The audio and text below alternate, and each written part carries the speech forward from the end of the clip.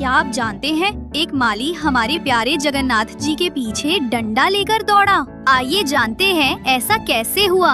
एक छोटा बालक केवल 5 साल का अपने माता पिता के साथ पहली बार श्री क्षेत्रपुरी पहुंचा था। उसका नाम गोपाल था।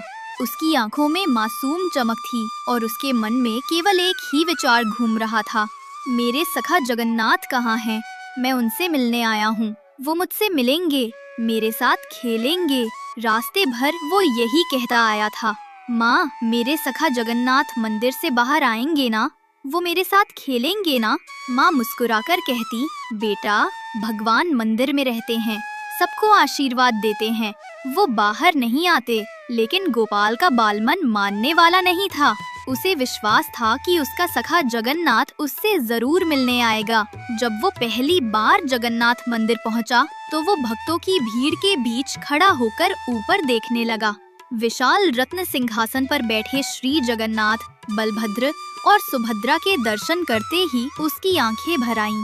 वो हाथ जोड़कर बोला, सखा मैं आ गया हूँ, अब बाहर आ जाओ ना, मेरे साथ खेलो। उसके आसपास खड़े लोग मुस्कुरा रहे थे।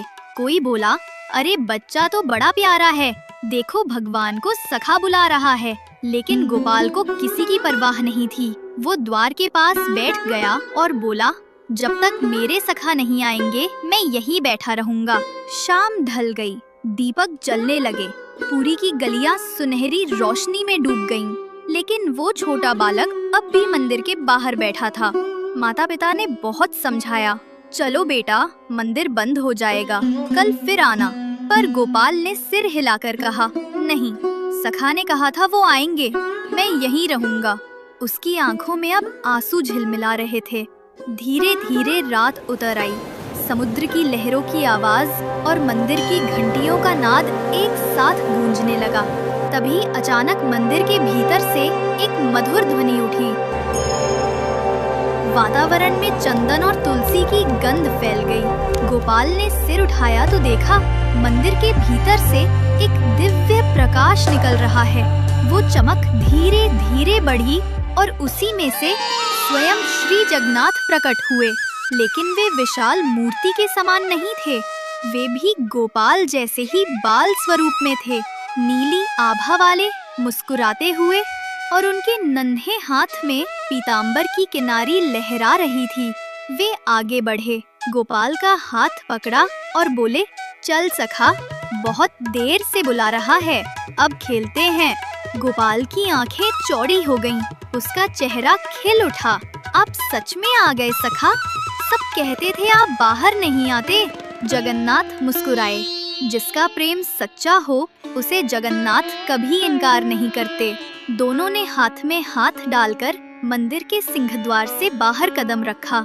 रात का समय था, चांदनी चमक रही थी, गलियों में दीपक टिमटिमा रहे थे। वे दोनों खेलते हंसते नगर के बाहर खेतों की ओर चले गए। वहाँ एक बड़ा कटहल का पेड़ था, जिस पर भारी भारी फल झूल रहे थे। गोपाल बोला, सखा ये फल कितने बड़े हैं, खाएं? श्री जगन्नाथ ने आंख मारी और हंसते हुए बोले, तो चल चोरी करते हैं। दोनों धीरे धीरे पेड़ के पास पहुँचे। गोपाल नीचे खड़ा रहा और जगन्नाथ बाल स्वरूप में पेड़ पर चढ़ गए। एक कटहल तोड़ा, नीचे गिराया और दोनों जोर जोर से हंसने लगे। गोपाल ने कहा, सखा अब अगर माँ ने देखा तो डांटेंगी। जगन्नाथ ने हंसते हुए कहा, अगर माँ डांटेंगी तो मैं बोल दूंगा मैंने दिया है। दोनों पेड़ के नीचे बैठ गए, कटहल के मीठे टुकड़े तोड़े और खाने लगे। गोपाल के होठों पर रस लग गया तो जगन्नाथ ने अपनी छोटी उंगली से पोंछ दिया। उस पल में मानो समय थम गया। केवल बालक और भगवान दोनों के बीच असीम स्नेह बह रहा था। तभी उस बगीचे का माली उन्हें देख लेता है और डंडा लेकर उनके पीछे पड़ जाता है। वो दोनों भागकर वापस पूरी मंदिर आ जाते हैं। धीरे धीरे रात बीत गई। जब सुबह की किरणें मंदिर की चोटी पर पड़ी, तब पुजारी मंदिर खोलने आए। उसी समय गोपाल के माता पिता ने देखा कि उनका बेटा मंदिर के द्वार के पास सोया है।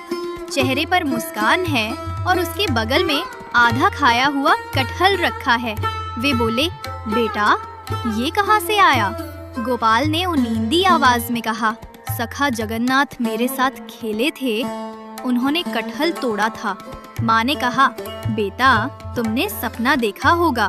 तभी मंदिर के पुजारी दौड़ते हुए आए। वे बोले, आज मंदिर में एक अद्भुत बात हुई। श्री जगन्नाथ के श्री विग्रह के हाथों पर कटहल का रस लगा मिला है और मंदिर के बाग से एक कटहल भी गायब है। सब लोग चकित रह गए। गोपाल मुस्कुराया और मंदिर की दिशा में देखा, जैसे कोई अदृश्य सखा वहीं खड़ा मुस्कुरा रहा हो। जिसका प्रेम बालक जैसा निर्मल हो, उससे स्वयं जगन्नाथ सखा बनकर मिलने आते हैं।